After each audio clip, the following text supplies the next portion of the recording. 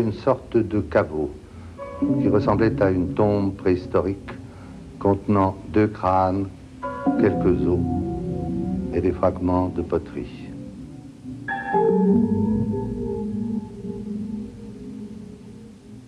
Je me réveillais. Si Freud, lorsqu'il analysa ce rêve, avait suivi ma méthode consistant à explorer les associations qui s'y rapportent directement et son contexte, il eût entendu une très longue histoire. Mais j'ai bien peur qu'il l'eût écartée en la considérant comme une simple tentative d'échapper à un problème qui était en réalité le sien.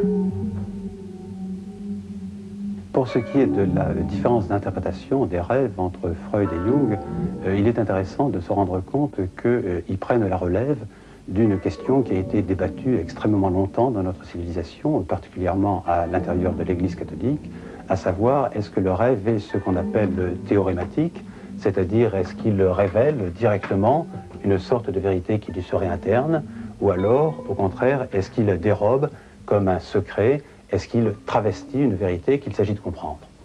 Pour Jung, et de ce point de vue-là, il s'inscrit dans une très très longue tradition, par exemple dans la pensée indienne traditionnelle, ou bien alors dans un certain nombre de philosophies islamiques, ou tout simplement l'usage des rêves tel qu'on le trouve dans la Bible, c'est-à-dire qui sert de révélation.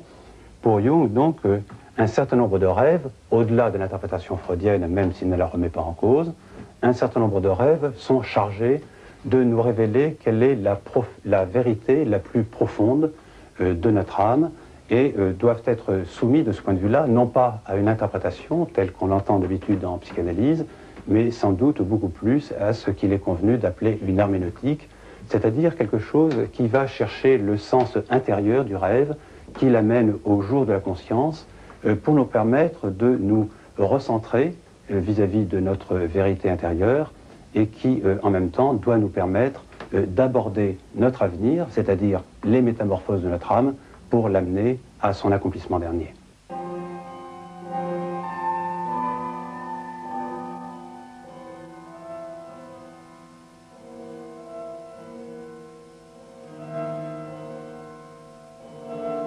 Can we move on to the time when you did eventually part company with Freud? It was partly, I think, with the publication of your book, The Psychology of the Unconscious. Is that correct? That was the real cause. Well, now, before you... Oh, I mean the final course, because it had a long preparation. You know, from the beginning I had a reservatio mentalis. I couldn't agree with quite a number of his ideas. Which ones in particular? Well, chiefly his purely personal approach and his disregard of the historical conditions of man. You see, we depend largely upon our history. We are shaped through education, through the influence of the parents, which are by no means always personal. They were prejudiced or they were influenced by historical ideas or what I call dominance. And that is a most decisive factor in psychology. And we are not of today or of yesterday. We are of an immense age. Was it not partly your observation, your clinical observation of psychotic cases which led you to differ from Freud on this? It was partially my experience with schizophrenic patients that led me to the idea of certain general historical conditions. Is there any one case that you can now look back on and feel that perhaps it was the turning point of your thought? Oh, yes. I made quite a number of experiences of that sort, and I went even to Washington to study Negroes at the psychiatric clinic there in order to find out whether they have the same type of dreams as we have. These experiences and others led me then to the hypothesis that there is an impersonal stratum in our psyche. And I can tell you an example. We had a patient in the ward.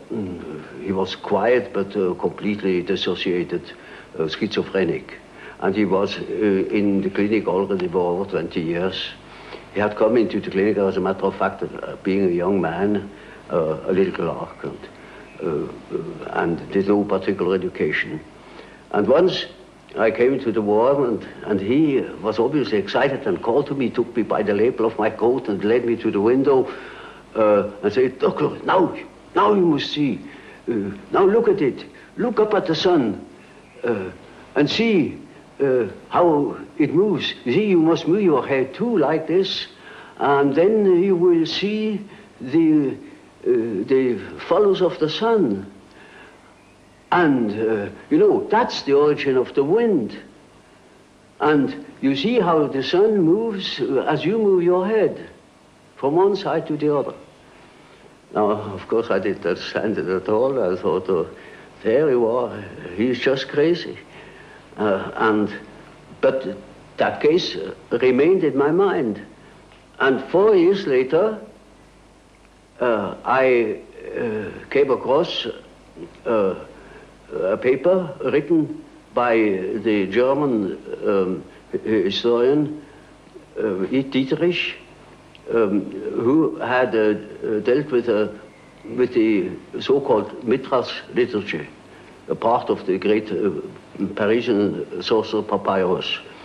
And there he produced a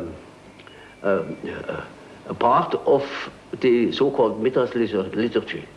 Namely, it is said there, after the second prayer, thou wilt see how the disk of the sun unfolds. And you will see hanging down from it the tube, the origin of the wind. And when you move thy face to the regions of the east, it will move there. And if you move your face to the region of the west, it will follow you. And instantly I knew, now this is it. This is the vision of my patient. But how could you be sure that your patient wasn't unconsciously recalling something that somebody had told him? Oh no, quite out of question, because that thing was not known. It was in a magic papyrus in Paris, and it wasn't even published. It was only published 4 years later after I had observed it with my patient. Jusqu'à la fin de sa vie, Jung a essayé de cerner, de préciser, toujours à nouveau, ce qu'il entendait par inconscient collectif. En quelques mots simples, on peut dire que l'inconscient collectif est, pour Jung, d'abord la matrice créatrice, la réalité d'une énergie indéfinie et active dont montent au conscient les inspirations nouvelles, les intuitions, les créations. Jung a appelé archétype ces tendances naturelles à imaginer, à inscrire dans une forme les instincts et par là à les canaliser, à en limiter l'énergie. Alors il faut bien préciser que pour Jung, seulement les tendances structurantes sont innées, héritées et transmises, mais certainement pas les images précises qui sont définies par les cultures, par l'histoire et qui varient à l'infini.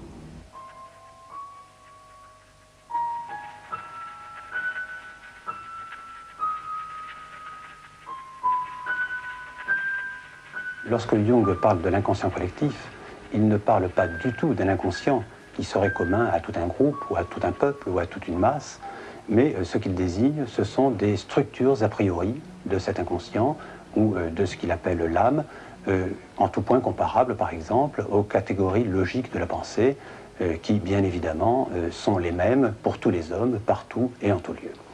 À partir du moment où il a défini ainsi l'inconscient collectif, il s'agit, aux yeux de Jung, pour tout homme, de négocier justement cet inconscient et de le négocier suivant son chemin et sa voie propre. Ce qui, bien entendu, signifie par là même que l'homme a quasiment un combat à mener contre la masse dans laquelle il est éventuellement aliéné, afin de retrouver son authenticité propre. C'est le processus d'ailleurs que Jung appelle le processus d'individuation, par lequel nous devenons non pas un individu, mais beaucoup plus nous devenons une personne. Qu'est-ce que cela veut dire au juste?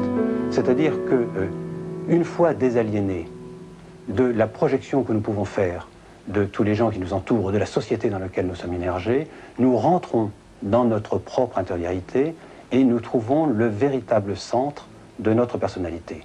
Un centre qui renvoie à ce qu'il y a peut-être de plus impersonnel et qui en même temps nous fonde en tant que personne. How did you first decide to start your work on the psychological types? Was that also as a result of some particular clinical experience?